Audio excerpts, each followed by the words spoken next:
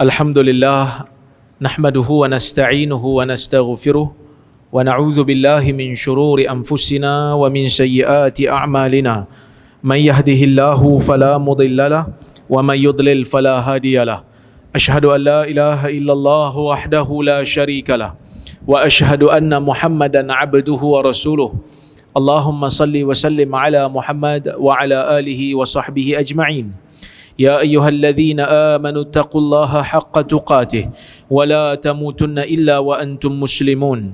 يا أيها الناس اتقوا ربكم الذي خلقكم من نفس واحدة وخلق منها زوجها وبث منهما رجالا كثيرا ونساء واتقوا الله الذي تساءلون به والأرحام إن الله كان عليكم رقيبا. يا أيها الذين آمنوا اتقوا الله وقولوا قولا سديدا يصلح لكم أعمالكم ويغفر لكم ذنوبكم ومن يطع الله ورسوله فقد فاز فوزا عظيما. فإن أصدق الحديث كتاب الله وخير الهدي هدي محمد وشر الأمور محدثاتها وكل محدثة بدعة وكل بدعة ضلالة. أما بعد, yang dimuliakan Tuan Imam, ahli jawatan kuasa masjid, hadirin yang berada di masjid dan juga yang berada di dalam talian. Alhamdulillah, pada hari ini kita dapat bersama-sama berkuliah di Masjid Tuanku Said Faizuddin untuk kita sambung balik buku yang kita baca, iaitu buku memahami metodologi memahami hadis. Seperti mana yang kita semua maklum, kita telah pun masuk kepada disiplin memahami hadis berdasarkan kepada bahasa Arab, dan kita dah selesai 2 disiplin. Sekarang kita nak masuk kepada disiplin yang ketiga, iaitu boleh mendahulukan makna bahasa Arab ke atas makna syar'i jika ada qarinah, yakni jika ada petunjuk. Dalam kuliah yang lepas, kuliah yang lepas bukan kat sini, kuliah yang lepas dekat Masjid Husin. Dalam kuliah yang lepas, saya telah pun huraikan terdapat beberapa lafaz, di dalam bahasa Arab ini yang diambil oleh syarak dan diberikan makna dengan makna syar'i. Umpamanya perkataan salat. Salat itu dalam bahasa Arab bermaksud doa, dan salat yang bermakna doa ini telah diambil oleh agama menjadikan ia satu ibadat yang khusus, bukan hanya sekadar doa, tetapi perkataan dan perbuatan yang dimulakan dengan takbir dan diakhirkan dengan salam. Umpamanya macam perkataan zakat. Zakat dalam bahasa bermaksud sesuatu yang berkembang, tetapi perkataan itu telah diambil oleh syarak dan diberikan makna yang spesifik, iaitu pemberian harta dengan kadar yang tertentu kepada pihak yang tertentu setelah cukup nisab dan haul. Dia ada makna yang spesifik. Jadi bila bertembung di antara makna bahasa dengan makna syar'i, kita ni bila baca Quran, bila baca sunnah, kena faham dengan makna syar'i dulu. Kena faham dengan makna syar'i dulu, kerana perkataan syar'i itu lebih utama. Bila kita jumpa perkataan salat di dalam Al-Quran ataupun sunnah, kita kena faham salat tu dengan makna perkataan dan perbuatan yang dimulakan dengan takbir dan diakhiri dengan salam. Bila kita jumpa perkataan zakat dalam Quran dan sunnah, kita kena faham dengan makna syar'i dulu. Tetapi yang ketiga ni diletakkan kaedah yang ketiga, iaitu pengecualian. Boleh untuk kita memahami perkataan-perkataan dengan makna bahasa, walaupun dia ada makna syar'i, tapi kita utamakan makna bahasa dia, jika ada qarinah, yakni jika ada petunjuk yang menunjukkan yang ni memang makna bahasa, bukan makna istilah lagi dah. Sebagai contoh kita tengok Ibn Daqiq Al-Aid, seorang ulama hadis, dia hurai, dia kata apa? Wa idza dara al-lafzu baina hamlihi 'ala al-ma'na al-lughawi wasyar'i kana hamluhu 'ala asy-syar'i aula. Allahumma illa ay yakuna thamma dalilun kharijun yuqawwi bihi hadha at-ta'wil al-marjuh fayu'malu bihi. Dia kata, kalau sesuatu lafaz berputar pada makna syar'i dan makna bahasa, ada dua makna. Satu perkataan ada dua makna. Makna syar'i pun ada, makna bahasa pun ada. Kana hamluhu 'ala al-ma'na syar'i aula. Kita meletakkan makna syar'i itu lebih utama. Tapi dia kata Allahumma illa, ya Allah, kecuali dia kata di sana adanya bukti yang menunjuk, bukti luar yang menunjukkan bahawasanya makna bahasa itu lebih utama daripada makna syar'i, fayu'malu bihi, kita boleh beramal dengannya. Maka diamalkan makna bahasa itu pada sesetengah dalil. Kita bagi contoh. Kan, saya tahu dah tuan-tuan jadi penin. Apa ustaz sebut ni? Saya bagi contoh supaya tuan-tuan boleh faham. Okey. Dalam hadis Nabi SAW kata, al-ardu kulluha masjid illa al-hammam wal maqbarah. Bumi ni semua masjid kecuali toilet, kecuali kubur. Hadis ni hadis riwayat Abu Daud dengan sanad yang sahih. Tuan-tuan faham Nabi kata al-ardu kulluha masjid. Bumi semua masjid kecuali toilet, kecuali kubur. Faham? Faham tak? Faham Okey. Baik. Kalau bumi ni semua masjid kecuali toilet dengan kubur, maksudnya kat tepi jalan tu boleh iktikaf tak?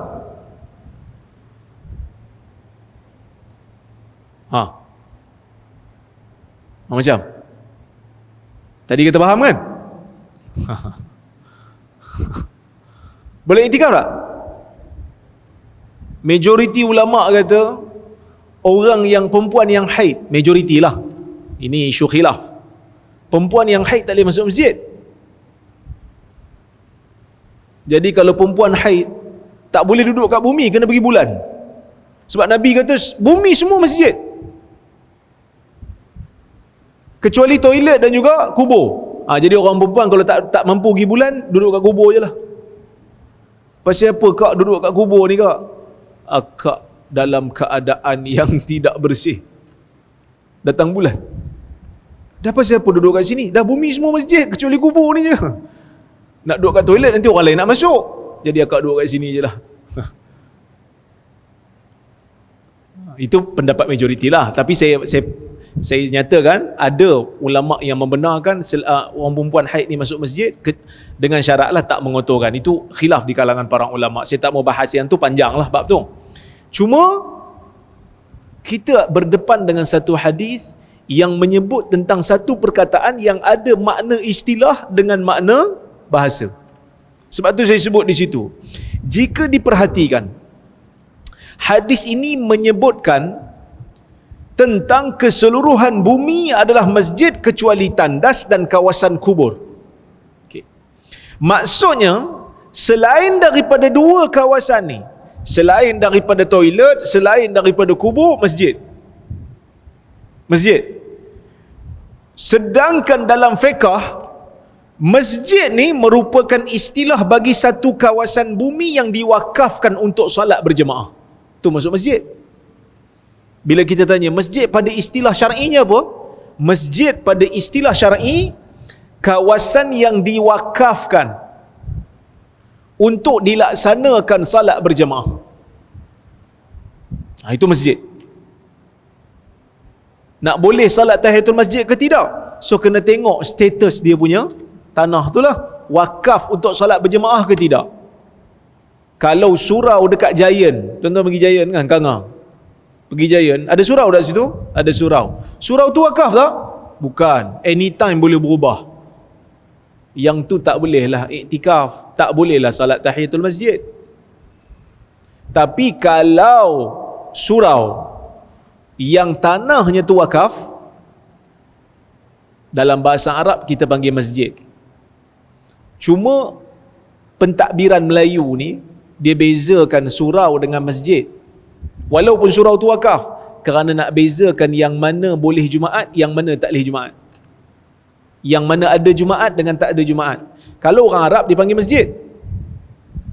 Cuma masjid yang ada Jumaat ni dipanggil masjid Jami'. Kan? Kalau surau-surau ni dipanggil masjid juga. Kecuali kalau surau yang macam dekat Giant tu. Surau yang dekat pasar raya yang bukan wakaf tu, biasa dia orang panggil musalla. Dia orang panggil musalla. Baik. Dalam fiqh Islam, masjid ni ada hukum yang khas. Boleh iktikaf, boleh tahiyatul masjid anytime. Kita lepas asar ni tak boleh solat sunat. Tapi kalau orang masuk dalam masjid, boleh tak tahiyatul masjid? Boleh tahiyatul masjid. Kerana tahiyatul masjid ni, dia solat yang ada sebab. Sebab dia masuk dalam masjid. Jadi, masuk lepas asar ke, masuk lepas subuh ke, masuk waktu matahari naik ke, as long as kita masuk aja salat, masuk aja masjid, disyariatkan salat tahiyatul masjid. Walaupun pada waktu yang dilarang, tak kisah. Boleh. Jadi kalau dah semua bumi ni masjid, anytime lah kita boleh solat tahiyatul masjid, kecuali toilet dan kubur. Adakah itu maknanya? Saya sebut di situ. Kawasan masjid menurut fiqh Islam ini mempunyai hukum-hukum khas seperti pensyariatan salat tahiyatul masjid di dalamnya. Sudah pastinya hadis ini tidak bermaksud bahawa semua kawasan bumi selain tandas dan kawasan perkuburan itu adalah masjid pada istilah. Maka perkataan masjid dalam hadis ini mesti ditafsirkan dengan makna bahasa dia, bukan makna istilah lagi dah. Sebab akal tahu dah, tak logik. Tak mungkin salat tahiyatul masjid itu boleh dilakukan di kawasan-kawasan luar daripada tempat yang diwakafkan untuk salat. Maka sebab itu kita katakan, maka ia mesti ditafsirkan dengan makna bahasa Arab, iaitu kawasan yang boleh untuk kita sujud padanya. Masjid ni dari sudut bahasa, tempat yang boleh sujud. Tempat sujud tu dipanggil masjid. Lapik sujud dipanggil sejadah. Perbuatan tu sujud. Tempat tu masjid. Apa saja tempat yang boleh untuk dilaksanakan sujud, kita panggil masjid pada bahasa. Bukan pada istilah, pada bahasa. Maka sebab itu Ibn Raslan ketika menghuraikan hadis ni dia kata, al-masjid lahu ma'nayan. Masjid ada dua makna. Ahaduhumal bina'ul mawqufu masjidah. Salah satu maknanya binaan yang diwakafkan sebagai masjid. Itu makna istilah. Wallazi yanbaghi ay yufassar bihi huna mawdi'us sujud ay makan wa huwa ma'nahu lughawi. Tetapi yang sepatutnya ditafsirkan dengannya untuk hadis ini ialah tempat bersujud, iaitu kawasan yang boleh sujud. Itulah makna bahasa. Jadi hadis ni mesti difahami dengan makna bahasa. Tak boleh difahami dengan makna istilah kerana menyanggahi realiti. Kerana kalau kita tengok hadis-hadis Nabi SAW pun, Nabi tak salat tahiyatul masjid di semua kawasan, melainkan hanyalah di kawasan dalam masjid.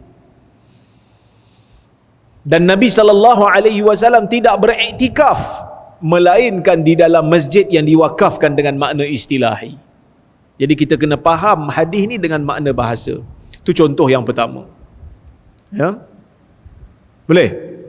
Boleh ya? Baik. Yang kedua, makna bahasa lebih selari dengan konteks hadis.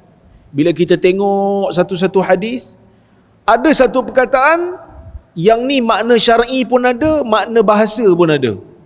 Tapi bila kita letak makna syar'i, dia tak berapa selari dengan konteks. Kita kena letak makna bahasa supaya maknanya selari.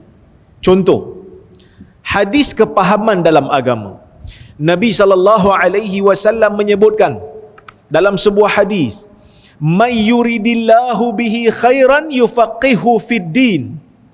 Sesiapa yang Allah Ta'ala inginkan padanya kebaikan, maka Allah Ta'ala akan memberikan kefahaman agama kepadanya. Nabi SAW kata, sesiapa yang Allah Ta'ala inginkan kebaikan, akan diberikan kepadanya pemahaman terhadap agama. Nabi menggunakan perkataan yufaqihu fid din. Faqih. Tuan-tuan biasa dengar perkataan faqih? Sekarang ni ramai orang bubuh anak, nama anak faqih.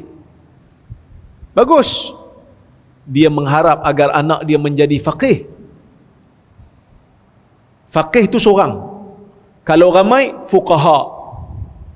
Siapa fuqaha?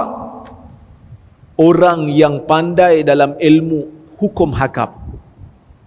Sebab tu ilmu hukum hakam ni dipanggil ilmu fiqh. Diambil daripada perkataan fiqh. Al-fiqh al-ilmu bil ahkami syar'iyyah al-amaliyah al-mustanbatah min adillatiha tafsiliyah. Itu maksud fiqh. Bukan fake, F-A-K-E, tu fake tu palsu. Tu dalam bahasa Inggeris.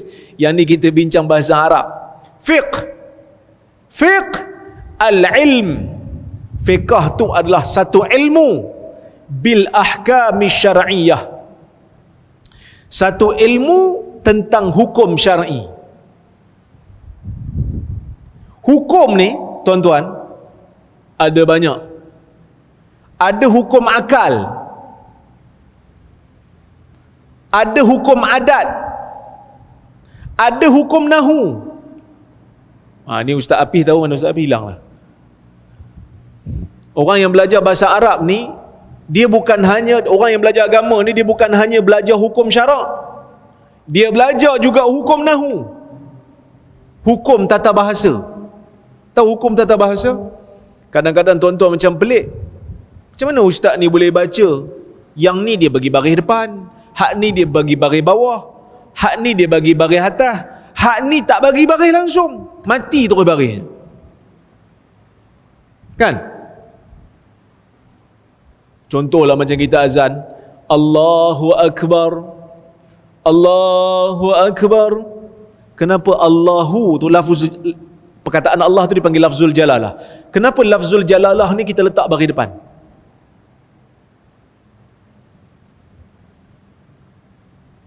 Ada hukum, dipanggil hukum nahu. Akbaru, baris depan juga. Kenapa berbaris depan? Ada hukum kat situ. Inna salata, perkataan lepas inna mesti baris atas. Kenapa kena baris atas? Itu hukumnya. Kata nama yang datang selepas inna ataupun anna mesti baris atas. Ni dipanggil hukum nahu, hukum tata bahasa. Mana ustaz tahu ni? Kena belajar bahasa Arab. Dan bahasa Arab ni bukan bahasa yang mudah lah. Nak bentuk perkataan tu pun kena tahu baris. Lepas perkataan tu terbit, bubuh dalam ayat pun kena tahu baris, kena tahu hukum. Kalau dia letak kat sini, baris dia jadi lain. Daraba Aliyun Muhammada. Kalau kita baca daraba Aliyun Muhammada, Ali pukul Muhammad, tukar baris. Daraba Aliyan Muhammadun, Muhammad pukul Ali. Tukar baris, tukar makna. Tu hukum nahu. Hukum nahu ni tak masuk dalam fiqh, dia masuk dalam nahu. Mubtada marfu', contohnya kan. Perkataan yang pertama, subjek mesti baris depan. Khabar baris depan, predikat baris depan. Pembuat baris depan, yang kena buat maf'ulun bih baris atas. Itu semua yang dibelajar ilmu nahu, hukum nahu. Yang ni bukan fiqh, yang ni nahu. Jadi bila kita kata fiqh tu apa dia? Al-ilmu bil ahkam syar'iyyah. Fiqh hukum-hukum syar'i. Dia bukan hukum nahu, hukum syar'i. Sebab tu orang yang pandai nahu, kita tak panggil dia faqih, kita tak panggil dia fuqaha, kita panggil dia nahwiyun, nuhah. Tu orang nahu. Al-amaliyah, fiqh ni pula hukum syar'i yang bersifat praktikal. Sebab tu hukum syar'i ni dia berkaitan dengan perbuatan perkataan kita. Perbuatan dan perkataan. Ustaz, apa hukum kalau saya buat benda ni? Ustaz, apa hukum kalau saya sebut benda ni? Hukum akidah tak masuk dalam fiqh, dia masuk dalam akidah. Hukum kepercayaan dia tak masuk dalam fiqh, dia masuk dalam akidah. Sebab dia berkaitan dengan jiwa, dia bukan berkaitan dengan amalan. Al-mustanbatah, yang mana hukum syar'i yang praktikal tu diambil daripada dalil yang tafsili, dalil yang satu-satu.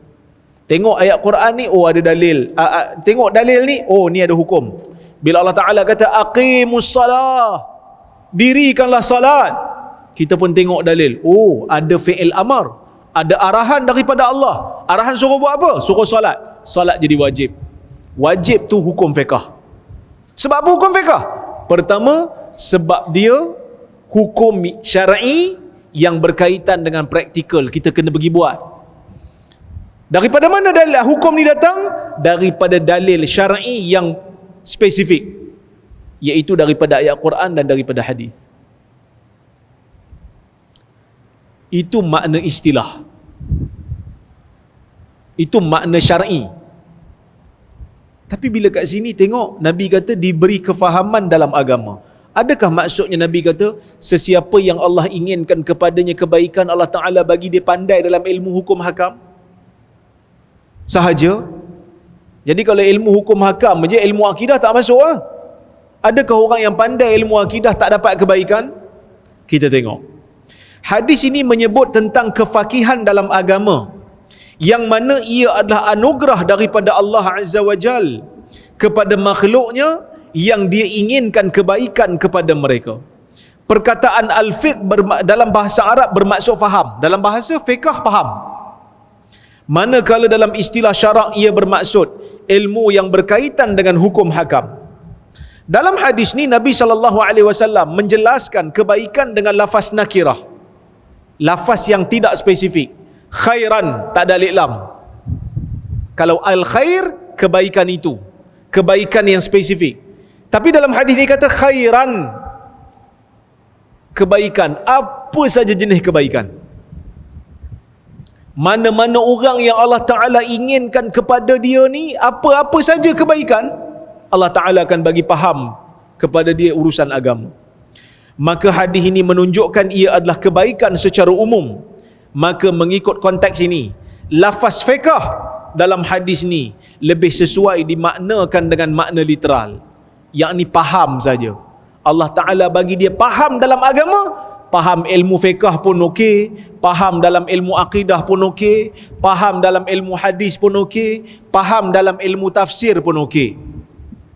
Kerana semua ni membawa kepada kebaikan, bukan hanya ilmu fiqh saja.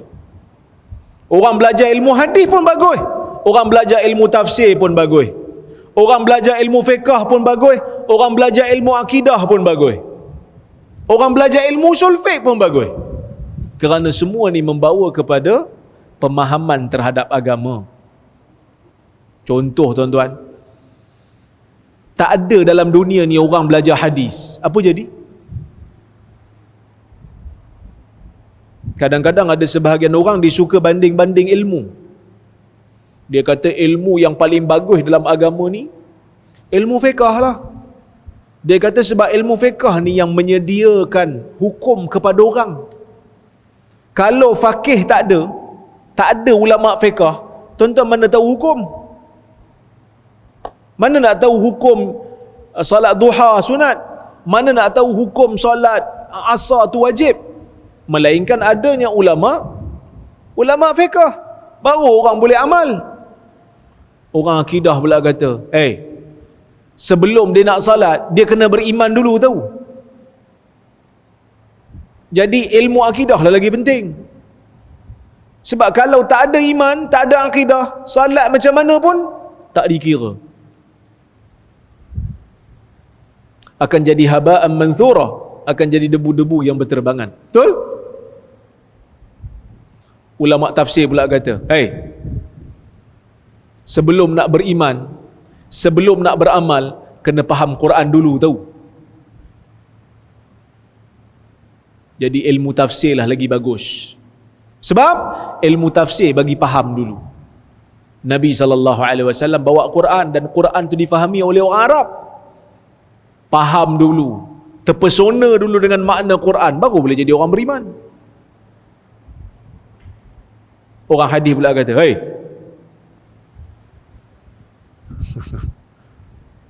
yang koma duk bangga sangat ni, ilmu fiqh tu penting,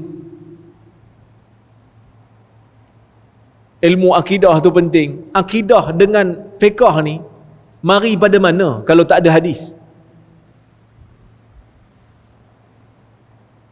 Quran memang sebut beberapa hukum, tapi Quran biasanya sebut benda-benda yang umum, benda-benda detail dan spesifik. Quran kata salat, macam mana nak salat? Tengok hadis.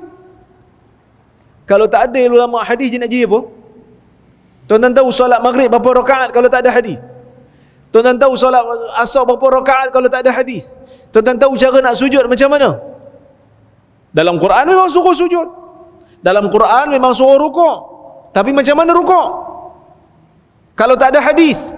Kalau tanya dekat pakcik-pakcik, merukuk beza dengan rukuk, sebab dia merukuk. Oh, merukuk kami tahulah, pasang api je. Itu bukan merukuk, itu merukuk. Yang tu tak betul lah, yang tu tak dibenarkan dalam masyarakat lah. Jadi kena tahu juga hadis, kerana hadis adalah bahan mentah yang digunakan oleh fuqaha. Akhirnya kita kata semua ilmu ni tak perlu dibanding-banding, kerana semuanya lengkap melengkapi. Tak ada Quran pun susah, tak ada hadis pun susah, tak ada ulama akidah pun susah, tak ada ulama fiqh pun susah. Kesemuanya berintegrasi, kesemuanya berkolaborasi untuk memberikan kefahaman yang holistik terhadap agama ini. Maka kita kena tafsirkan perkataan fiqh yang ada dalam hadis ni dengan makna bahasa, kerana bukan hanya ilmu fiqh saja kebaikan, ilmu hadis juga kebaikan, ilmu Quran juga kebaikan, ilmu akidah juga kebaikan.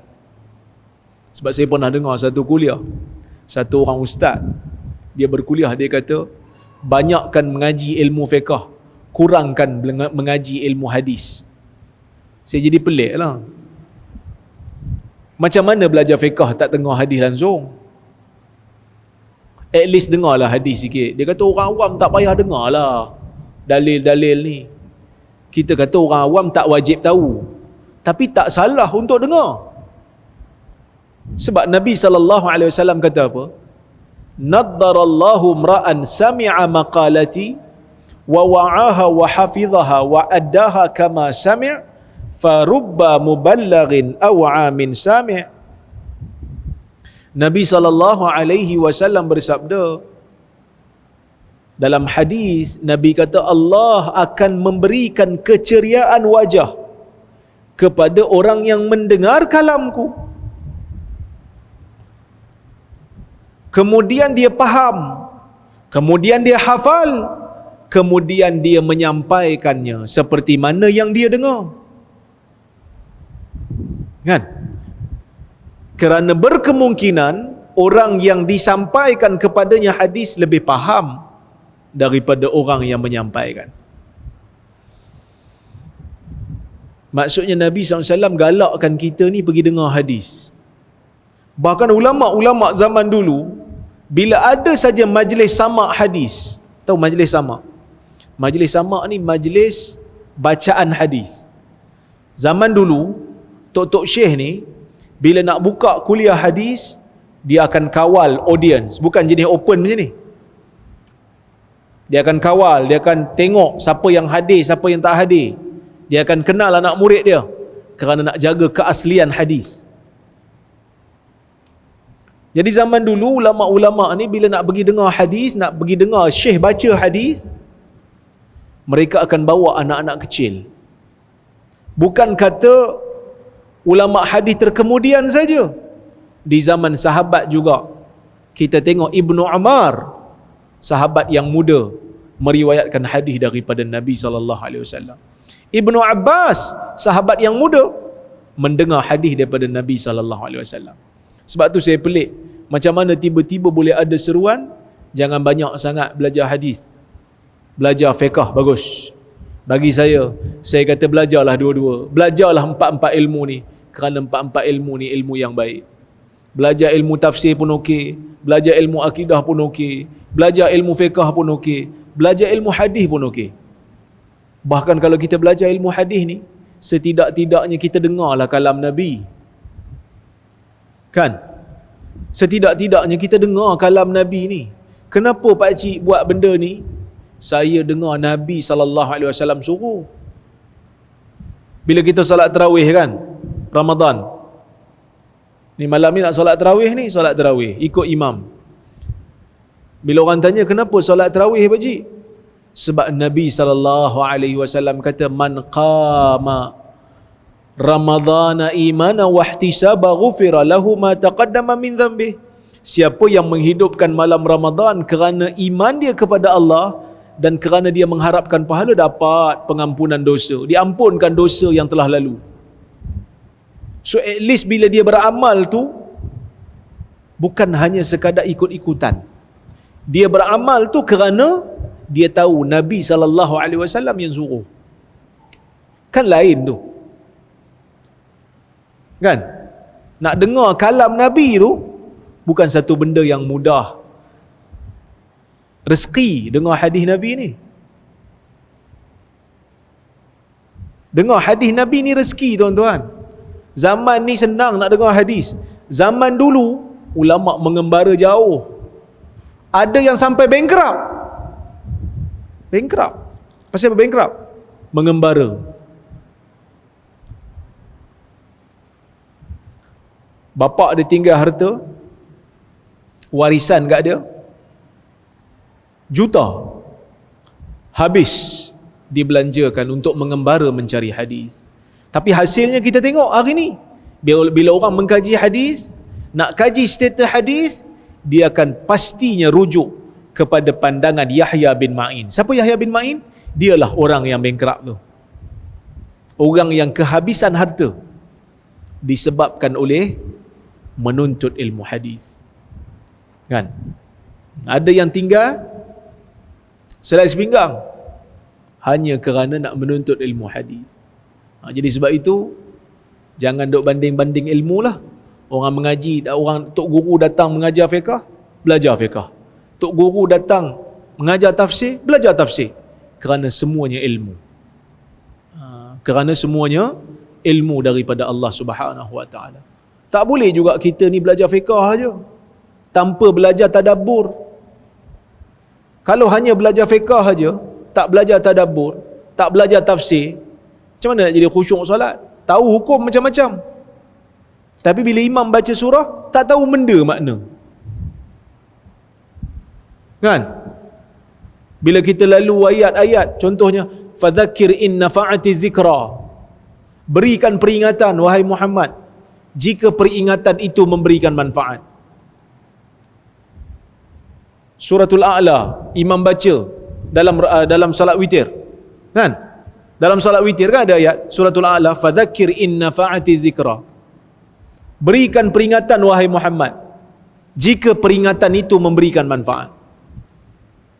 Ayat ni kena tadabbur betul-betul.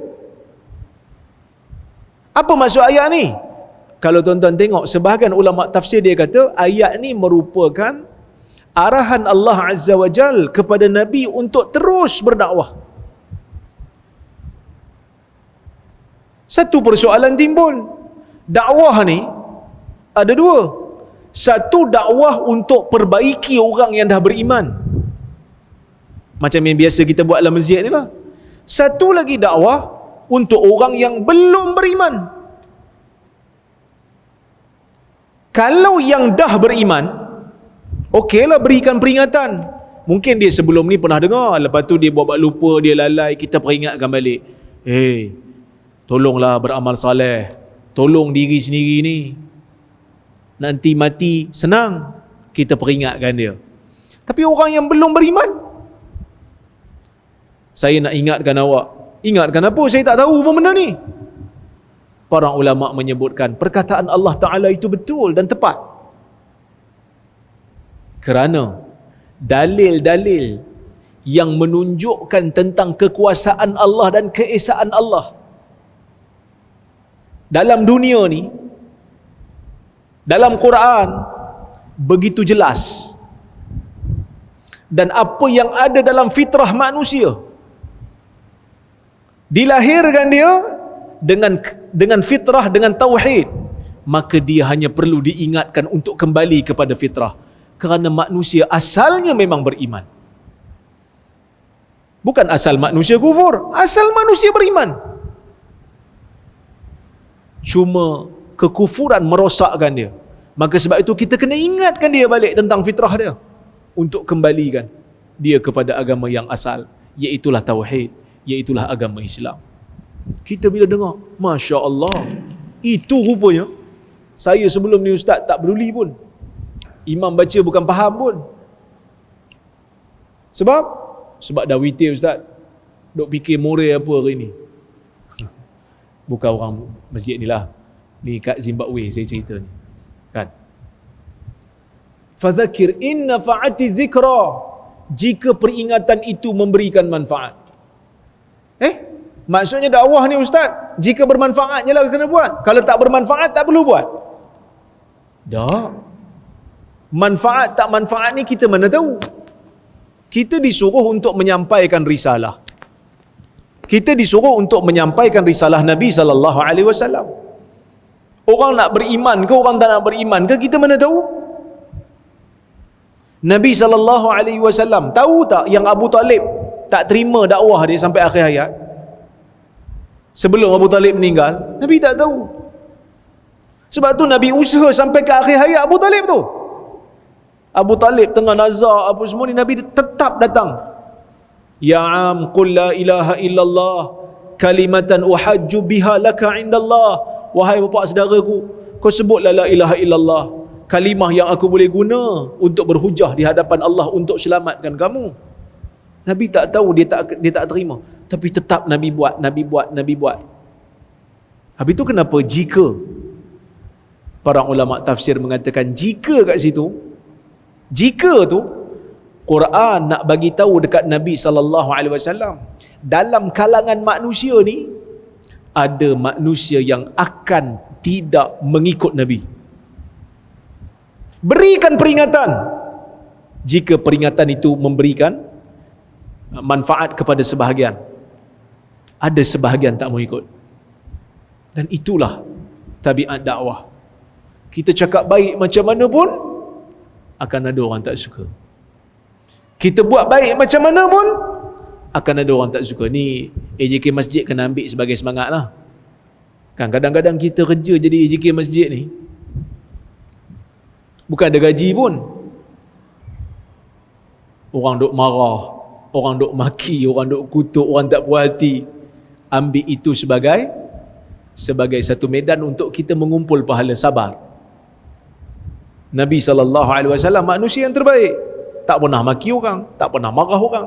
Pun ada orang tak suka kat dia. Kan? Orang tak suka. Pasal apa tak suka? Sebab dia ajak buat baik. Kita pun pelik. Buat baik pun orang tak suka ke? Kan? Tetap ada orang tak suka. Jadi tuan-tuan dan puan-puan rahmati Allah sekalian, itu kepentingan ayat-ayat ataupun ilmu yang berkaitan dengan tadabbur. Kepentingan untuk kita faham ayat yang berkaitan dengan tadabbur.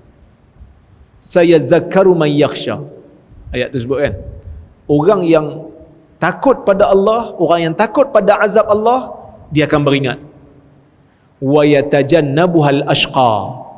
Dan manusia yang paling celaka akan menjauhi nasihat, akan menjauhi peringatan. Maksudnya, kita bila nak jadikan diri kita ni bukan orang yang celaka, bukan orang yang malang, bukan orang yang binasa, kena selalu dengar nasihat. Terutama kalau nasihat tu betul.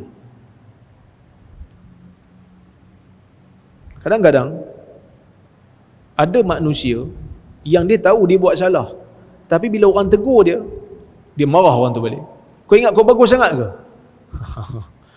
Ini bahaya. Takabur. Kan? Okey. Tak apa bab tu.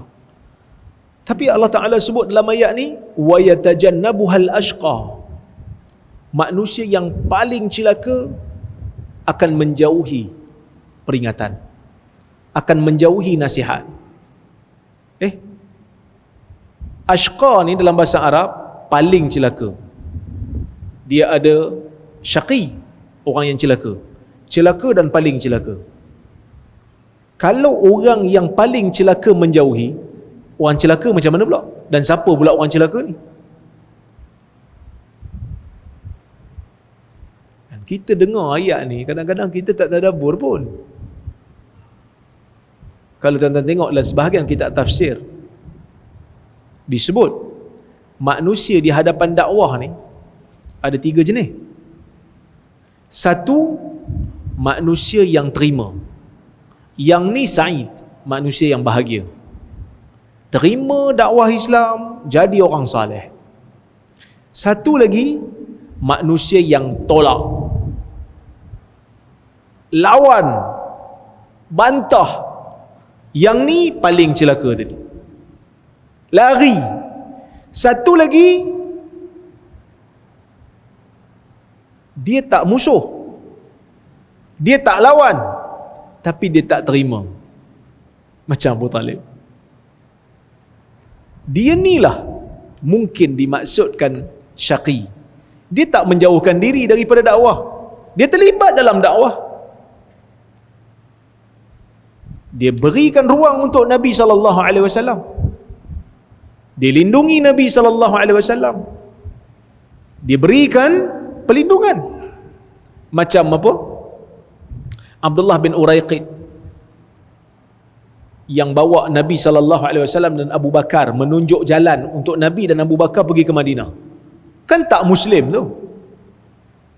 Dia tak Muslim, tapi dia tolong Nabi.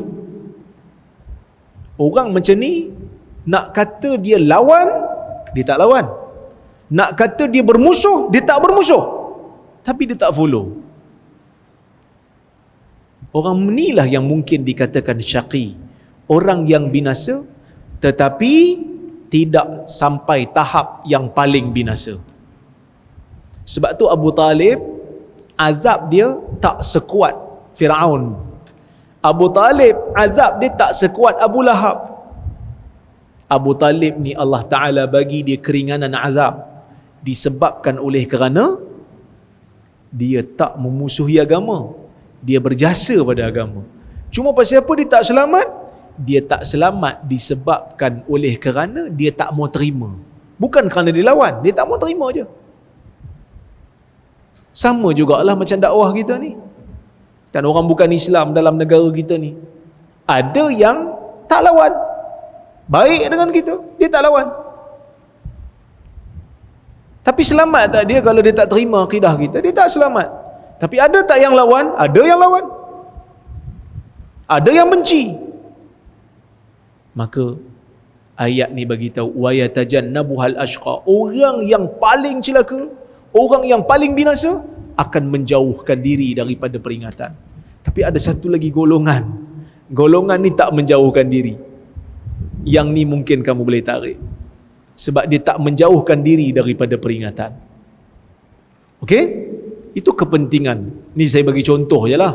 Penting juga belajar tadabbur ni. Jadi bila kita duk baca ayat Quran, Masya Allah, begitu dalamnya makna tafsir kitab Allah yang kadang-kadang kita tak perasan. Kita duk dengar tiap malam imam duk baca, kan? Tapi perkataan yang Allah Ta'ala gunakan dalam Al-Quran itu sangat-sangat dalam. Saya bagi satu contoh lagi. Syok agak belajar tafsir ni kan, imam-imam selalu baca Alhaakumut takathur hatta zurtumul maqabir. Perasaan memperbanyakkan harta, perbuatan berlumba-lumba, memperbanyakkan habuan dunia telah menjadikan kamu lalai, kata Allah. Hatta zurtumul maqabir, sehingga kamu menziarahi kubur-kubur. Ni surah At-Takatsur kan? Tuan-tuan biasa dengar kan imam baca? Sebahagian daripada kita hafal pun. Yang ni dipanggil ayat-ayat lazim. Mungkin bukan kata sebahagian, semua hafal lah. Okay. Allah Ta'ala guna perkataan hatta zurtumul maqabir, sehingga kamu menziarahi kubur. Menziarahi kubur ni maksud matilah. Kenapa Quran guna perkataan ziarah? Kenapa tak kata sehingga kamu masuk kubur?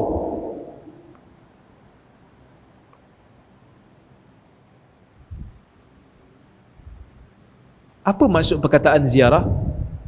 Ziarah ni maksudnya kita hinggap, kan? Orang telefon kita, Assalamualaikum Ustaz. Waalaikumsalam. Ustaz dekat mana Ustaz? Ada ni kat Kanga ni. Ustaz, saya nak datang ziarah kejap. Boleh? Pukul apa Ustaz boleh datang?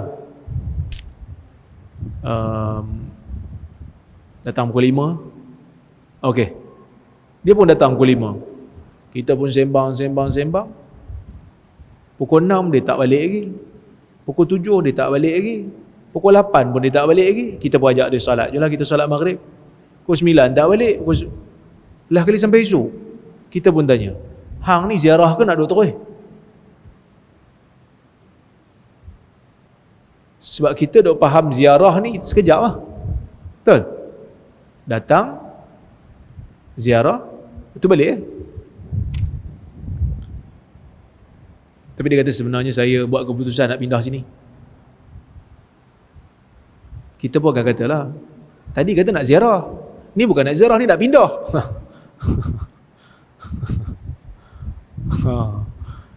Allah Azza wa Jal menggunakan perkataan ziarah kubur kerana kubur memang tempat ziarah. Mana ada orang yang tak keluar-keluar daripada kubur? Kita masuk kubur, masuk selamanya ke atau akan keluar balik?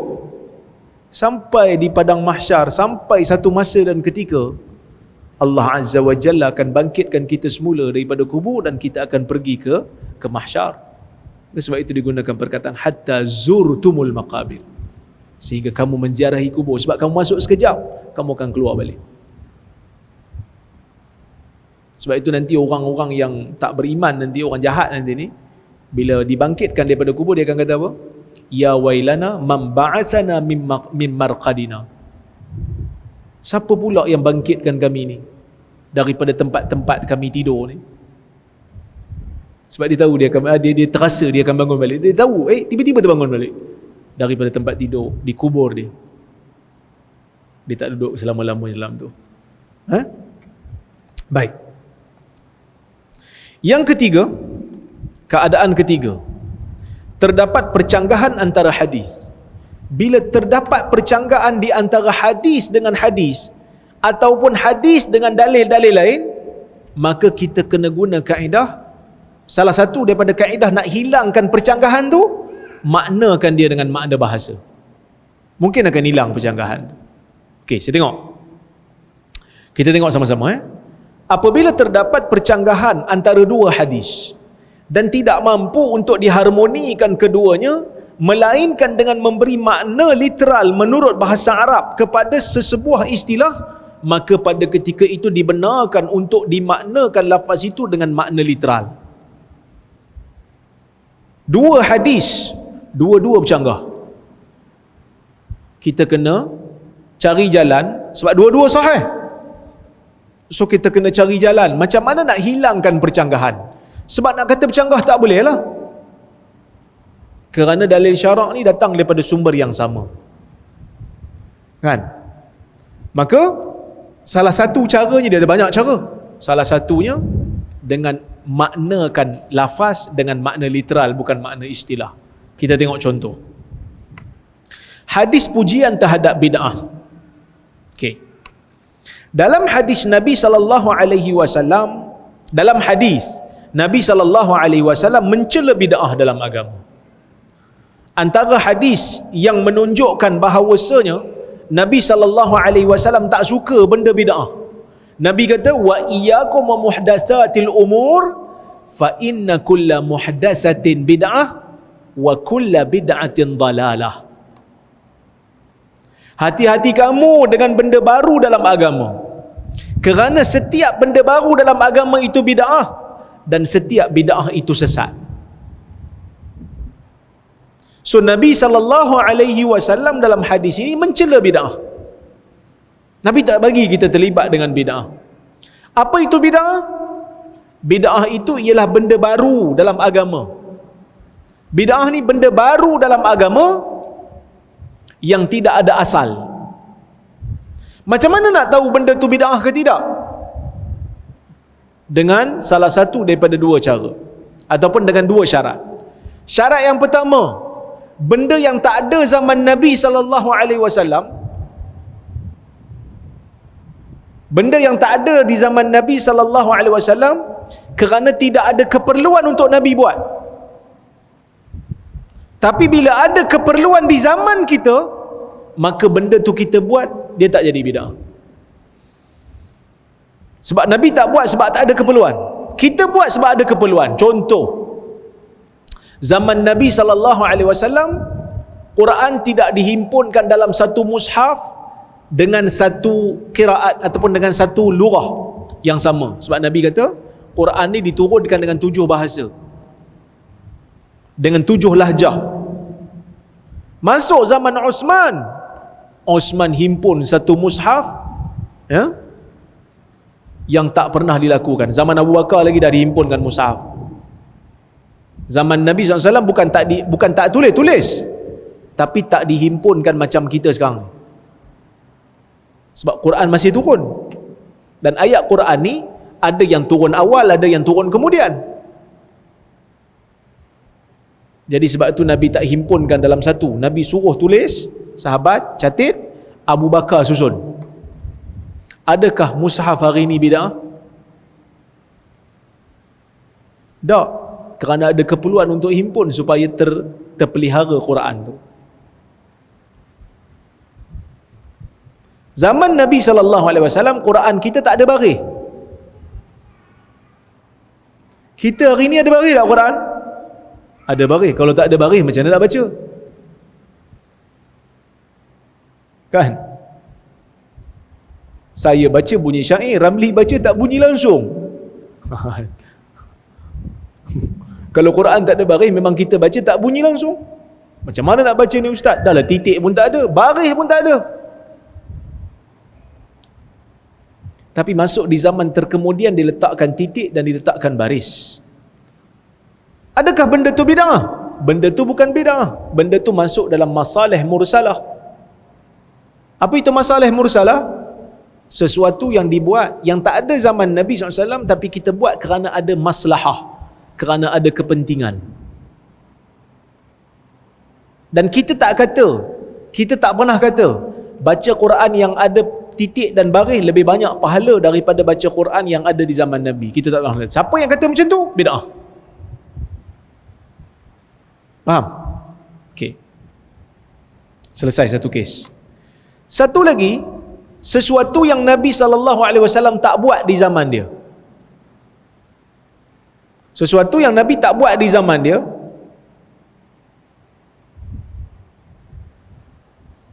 ada keperluan untuk buat, tapi tetap Nabi tak buat. maka tak buat tu bid'ah, tak buat tu sunnah. Tadi Nabi tak buat sebab tak ada keperluan. Sekarang ni Nabi buat. Nabi tetap tak buat walaupun ada keperluan. Tak buat tu sunnah. Macam mana? Tuan-tuan, semayang tarawih kat masjid ni, ada azan tak? Bilal azan tak? Untuk semayang tarawih? Oh, Bilal pun tak ingat dah. Dia tengok ustaz Pak Imam. Tak kan? Mana ada azan? Iqamah tak? Mana ada iqamah? Biasa orang sebut as-salatu jami'ah je. Betul tak? Tuan-tuan semayang tarawih kan? Ada imam muazzin kata, Allahu akbar, asyhadu an la ilaha illallah. Tak ada kan? Itu untuk solat isya'ah. Untuk solat tarawih tak buat kan? Pasal apa tak buat?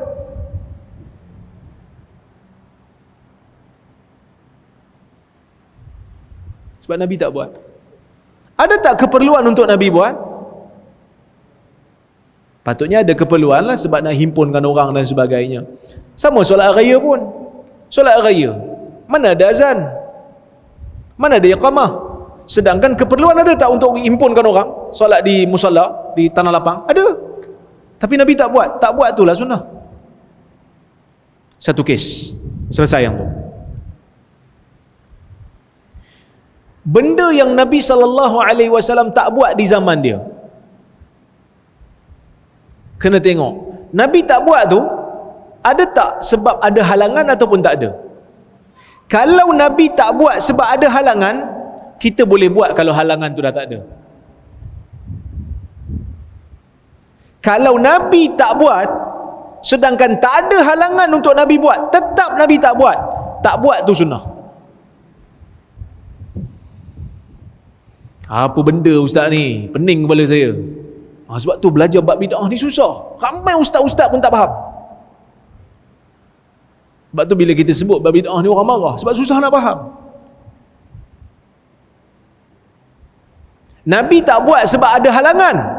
Bila Nabi dah meninggal, Nabi dah wafat, halangan tu dah tak ada, kita boleh buat. Walaupun Nabi tak berterusan buat. Contoh, Nabi SAW solat tarawih berapa malam? Berjemaah. Nabi buat di masjid 3 malam. Kita buat berapa malam?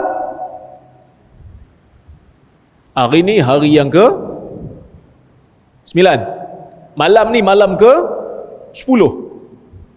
Cepat tuan-tuan. Sepertiga habis dah ni. Nabi buat 3 malam je. Kita buat dah malam ke 10. Malam ni insya-Allah buat lagi. Bid'ah tak? Tak bid'ah. Sebab kenapa Nabi buat 3 malam je? Nabi sendiri sebut, aku takut salat berjemaah tarawih di masjid akan diwajibkan ke atas kamu. So Nabi tinggal tu sebab Nabi takut ada halangan. Halangannya takut jadi wajib. Bila Nabi dah wafat, masuk zaman Umar tengok, Umar buat satu ketetapan. Umar tengok orang sana semayang sikit, sini semayang sikit, sana semayang sikit. Umar kata, tak boleh jadi ni. Kita himpunkan balik manusia, jadikan satu imam. Ubay bin Ka'ab jadi imam. Bid'ah tak? Tak bid'ah. Sebab Nabi dah tunjuk. Cuma Nabi tinggalkan kerana ada halangan. Zaman Umar, dah tak ada halangan. Kerana Nabi dah wafat. Syariat telah sempurna. Tak mungkin salat tarawih jadi wajib. Boleh buat berterusan. Tak ada masalah. Saya bagi contoh yang lain. Nabi SAW ada waktunya meninggalkan solat duha. Ada waktu Nabi tinggalkan solat duha, Nabi tak solat. Tuan-tuan, hari ni ada di kalangan sahabat kita yang solat duha tak tinggal langsung. Solat duha dia jaga sungguh.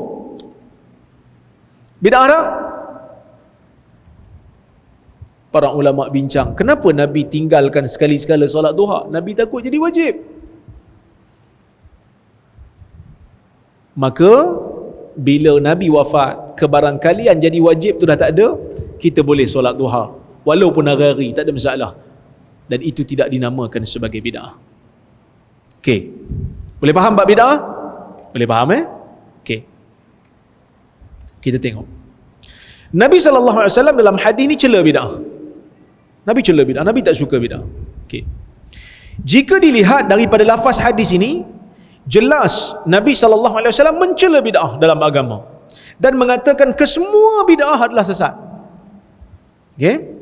Ibn Rajab menjelaskan, faqauluhu sallallahu alaihi wasallam kullu bid'atin dalalah, semua bid'ah sesat.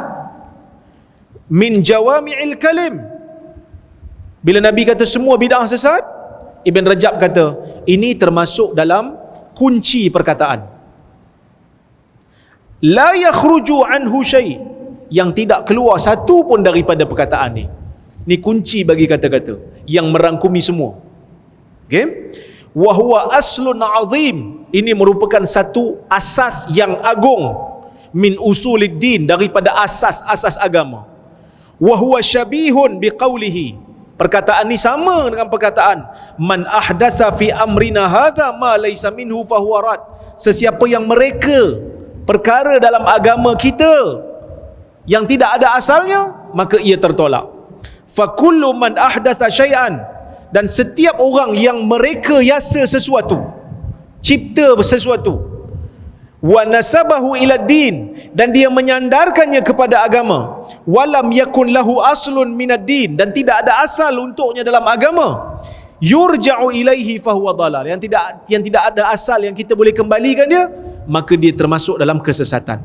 Wad-dinu bari'un minhu, dan agama berlepas diri daripadanya. Wa sawa'un fi dhalika fi masailil i'tiqad, wa sawa'un fi dhalika masailul i'tiqad awil a'mal awil aqwali zahira wal batinah, termasuk dalam semua bab. Akidah pun dia, perkataan pun dia, perbuatan pun dia. Tapi tiba-tiba ada dalam hadis Umar kata ni'matil bid'atu hadhih, alangkah baiknya bid'ah ini. Nabi cela, Nabi kata semua bid'ah sesat. Umar kumpulkan orang semayang, satu imam, Ubay bin Ka'ab jadi imam. Umar kata bid'ah ni bagus. Macam mana nak buat? Kan bercanggah tu. Dan kita kena tengok perkataan Umar. Oh, rupanya yang Umar puji ni bukan bid'ah pada istilah, bid'ah pada bahasa. Kerana bid'ah pada bahasa semua benda baru, ada asal ke tak ada asal, bid'ah. Tapi bid'ah pada istilah, benda baru yang tak ada asal, yang tu yang dicela. Bid'ah pada bahasa, benda baru yang ada asal pun bid'ah, yang tak ada asal pun bid'ah. Sebab itu Ibn Rajab kata, wa amma ma waqa'a fi kalami salaf min istihsani ba'dil bid'ah, apa yang berlaku pada perkataan salaf yang menganggap baik bid'ah, fa inna madzalika fil bid'ah lughawiyah la syar'iyyah, yang dimaksudkan dengan pujian terhadap bid'ah tu bid'ah pada bahasa, bukan bid'ah pada syarak. Wa muraduhu anna hadzal fi'l lam yakun ala hadzal wajh qabla hadzal waqt, maksudnya perbuatan ni tak pernah dibuat di zaman Nabi dengan bentuk ini, dengan cara ini, dengan tempat ini, tapi ada asalnya di zaman Nabi SAW. Okey? Wallahu a'lam. Jadi, ini ada penting lagi, sikit lagi. Dia kata faminha, Nabi SAW dia kata menggalakkan orang untuk melakukan qiyam Ramadan, dan Nabi gesa orang untuk buat. Dan manusia pada zaman Nabi SAW yaqumuna fil masjid jama'at mutafarriqah wa wuhdana, manusia pun solat, tapi solat adalah mutafarriqah, sini sikit, sana sikit, sini sikit, ada yang solat seorang-seorang. Maka dia kata wa huwa salla bi ashabihi fi Ramadan ghaira lailah, dan Nabi pernah salat bersama dengan sahabat bukan hanya satu malam, 3 malam. Summa amtana'a min zalika, kemudian Nabi berhenti, Nabi tak berjemaah dengan sahabat lagi dah, mu'allilan bi annahu khashiya ayyuktaba alaihim. Nabi pun tinggalkan kerana Nabi takut akan menjadi wajib. Fayajizu anil qiyam bihi, jadi orang tak mampu nak solat tarawih ni sebab jadi wajib, orang tak mampu takutnya. Wa hadza qad umina ba'dahu sallallahu alaihi wasallam, dan ketakutan ini telah pun menjadi aman setelah kewafatan Nabi sallallahu alaihi wasallam. Jadi tuan-tuan, itulah serba sedikit yang boleh saya sampaikan pada petang ini. Jadi saya agak lama juga saya duk hurai ni. Jadi tuan-tuan pun nak buka dah. Saya nampak jam pun dah lewat. InsyaAllah kita tangguhkan soalan pada kuliah yang akan datang. Saya akan kena berhenti awal sikit lepas ni kan. Mudah-mudahan bagi ruang untuk soal jawab. Saya berhenti dulu. Terima kasih banyak kepada tuan-tuan yang hadir pada petang ini. Terima kasih juga pada sahabat-sahabat kita yang berada di Zoom dan juga yang berada di Facebook. Terima kasih banyak. Terima kasih kepada masjid, terima kasih kepada Global Ihsan yang menganjurkan kuliah pada petang ini. Aqulu qawli hadza wa astaghfirullahal azim li wa lakum. Wassalamualaikum warahmatullahi wabarakatuh.